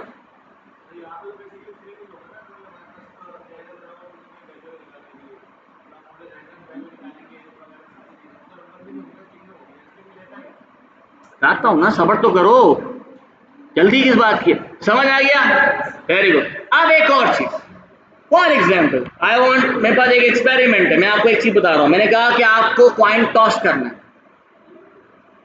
ठीक है, तो रैंडमली आएगा, या तो हेड आएगा या तो टेल आएगा, लेकिन ये तो इंटीजर नहीं है। बूलियन भी कहा है भाई, हेड आएगा टेल आएगा, हेड लिखा हुआ है टेल लिखा हुआ है, ये तो स्ट्रिंग है। तो इसके लिए हमारे पास एक और फंक्शन, इसका नाम है np.random.choice। अब ये हो गया आपका चॉइस। चॉइस करना है हमें, किस में चॉइस करना है भाई, मैंने उसको बताया मुझे, मेरे पास है हेड है और दूसरा है टेल। चॉइस करो, हेड आ गया, दोबारा चॉइस करो, टेल आ गया, दोबारा चॉइस करो, हेड आ गया, दोबारा चॉइस करो, टेल आ गया। सारा बता रहा है भाई कितने नंबर चाहिए, कितनी रेंज चाहिए क्या आपको। मैंने कहा यही सेम कॉइन आपने टॉस करना है, लेकिन 1000 बार टॉस करना है। रैंडमली जनरेट करो, यही कॉइन आपने टॉस करना है और साइज, वेरी गुड, लगा दो उस पर साइज आ गया भाई 10,000 बार करेंगे हम, 1000 नहीं 10,000 बार करेंगे। तो ये आपका 10,000 भाई, सारे 10,000 प्रिंट क्यों नहीं हुआ भाई? देखो नंपाई की एक, सॉरी आपके नोटबुक की एक ये भी खासियत है, ठीक है। अगर ये आपके पास बहुत बड़ी वैल्यू होगी तो वो डॉट डॉट डॉट डॉट दिखा देगा, ठीक है, पर है जनरेट हो चुका है, ऐसा नहीं ये सिर्फ यहाँ पे शो करवा है। आप इसको प्रिंट करोगे ना, ढेर पूरा का पूरा आ जाएगा। चलो प्रिंट कर देते हैं, ठीक है। अभी भी डॉट दिखा रहा है, क्यों डॉट दिखा रहा है? क्योंकि बहुत बड़ी वैल्यू 10,000 वैल्यूज है यार, तो इसका टेंशन नहीं है ना, वैल्यू बन चुकी है, ठीक है। रैंडम यार ऐसा नहीं सोच लेना कि सर वो जनरेट ही नहीं हो रहा, डॉट दिखा रहा है। अब ये सवाल आया ना, अगर ये सवाल अगर आ गया अभी मेरे पास, फिर देखना मैं क्या करता हूँ।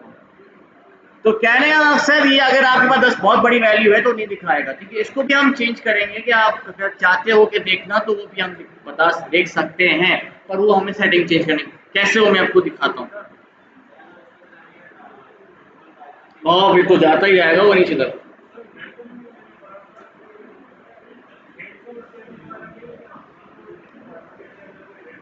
यही तो जनरेट किया है ना, यही तो बता दो।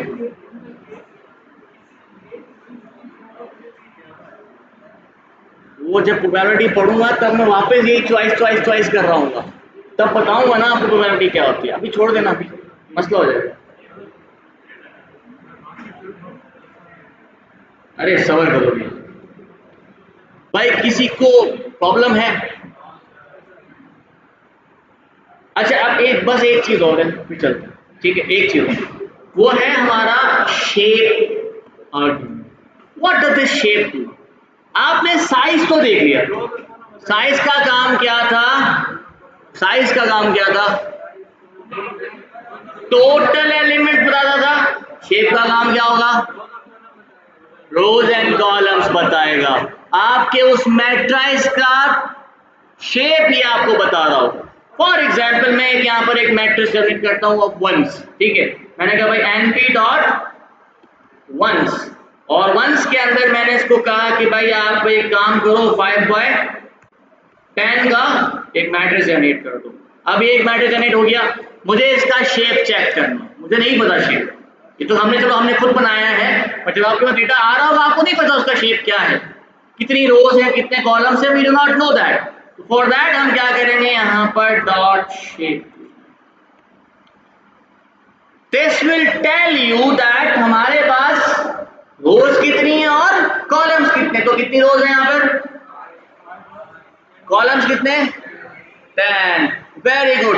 अगर आप इसको अच्छी तरीके से प्रेजेंट करना चाहते हो तो मैंने इसको फॉर एग्जांपल यहाँ पे कहता हूँ भाई प्रिंट कर दो ये सब, ठीक है।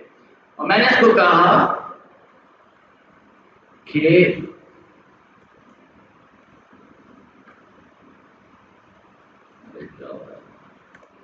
रोज कितनी है, देखो इसको, देखो इसका टाइप क्या है, टपल। टपल में से मुझे रोज कौन से इंडेक्स नंबर पे मिल रहा है, तो यहां पे क्या लिखूं,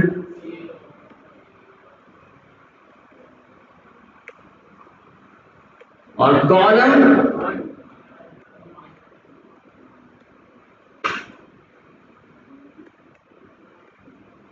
तो आप इस तरीके से इसको सेपरेट भी कर सकते हैं, ठीक है। इसका सिंटैक्स क्या समझ में है, पूछो